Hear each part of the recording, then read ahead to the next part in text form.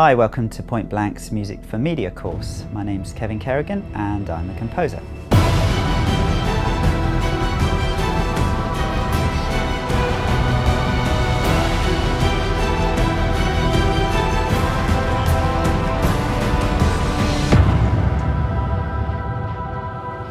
When you're hired as a composer to compose music for a particular media, you're also 9 times out of 10 its producer too, which is something many people overlook. I've had a great experience growing up as a record producer, and this experience really helped me to become a composer, because in reality 80% of the job is really about being a good producer and all those various skills that are involved with being a producer. They're not that dissimilar as roles, and for me the transition from producer to music composer wasn't that tricky. Coming up with notes and themes and chords and the traditional side of things comes quite easy for me. I find the thing that takes a lot more work and the real artistry is when it comes to producing that music. Sometimes coming up with the most simple ideas is one of the hardest things, because it's really about boiling this thing down to its absolute essence. There's a kind of distillation involved in writing music.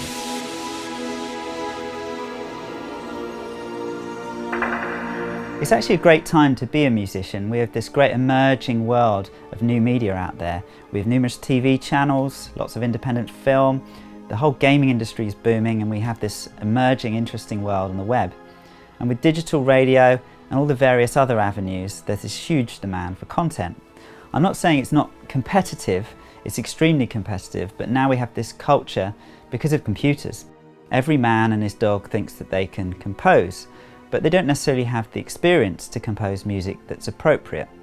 The problem with a lot of loop-based software is it's easy to make stuff that sounds like music, but you're not really composing, you're essentially putting together pieces of other people's compositions. There's also this sort of fantasy that film music is about this kind of epic adventure film score, which is a bit naive and reductive. Often the best film music is a lot more subtle.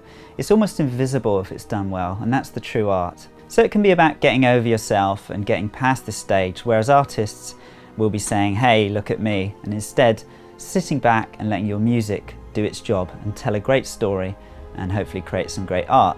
Because that's really what we're trying to do in this industry as media makers, is create great art. It can be commercial art, but really the ultimate aim is to create something great and original. The reality is that every project you take on as a media composer is different. You have to adapt what you create to what you feel is appropriate for that particular client and that particular audience and the piece of media itself. You should never really get stuck on a particular formulaic way of working, because the chances are it won't work every single time.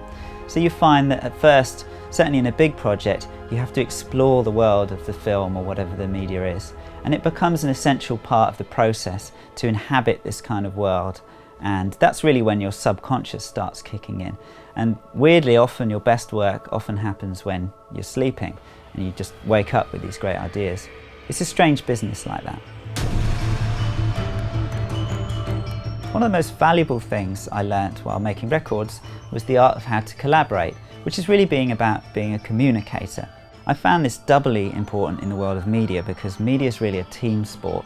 So it's a hugely collaborative process, and often if it's a new collaborator or client you're working with, it can be about establishing a language between yourselves. But that's one of the beauties of collaborating as artists, because our best work is often forged in those collaborative environments. It's not just collaboration with clients, it's often about collaborating with other musicians, producers and composers. I've been very lucky to have worked with and for a fantastic group of people. And now I feel very lucky to have put together a great team of musicians that we've created over the years, who are just the absolute elite. Pretty early on I found that it's not just about writing good music, it's about writing music which is appropriate and can support a particular dramatic situation. In that respect, it's quite different to making records. In many other respects, it's very similar. Music can bring atmosphere, emotion, emotion, and can bring many elements to a picture. One of the things I really like about it is it brings this kind of 3D quality to a film or game, another added dimension. And music or sound design, when it's done well, can make a flat picture appear 3D or a 3D picture 4D. It adds this kind of depth and emotional reality to the piece.